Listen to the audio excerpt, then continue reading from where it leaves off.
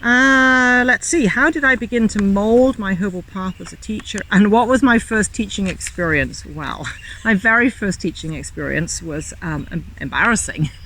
I was teaching for the Women's Institute, which is a kind of ladies' club that was started around in the war to help women who are at home to be more effective in growing their food and putting food by and feeding their families during wartime. So the Women's Institute in Britain, it actually exists in North America and other countries as well. It came out of Britain.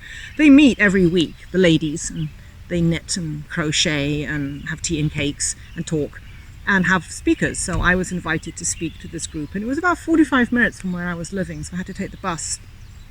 And I was terribly nervous. So I'd written out my speech and I'd more or less memorized it, and it was about 45 minutes.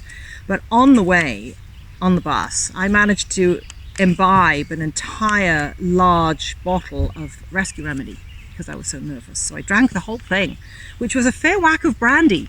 So I wasn't nervous anymore, but I got up to give my speech, and I guess I must have been nervous because my 45 minutes was over in about 25 minutes, and I just run through it and not really looking up hardly.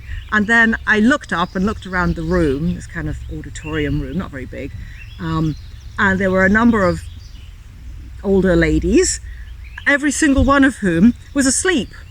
So I guess I wasn't a very compelling speaker, and I thoroughly bored them all. And as soon as I stopped talking, they all woke up and had tea and cake.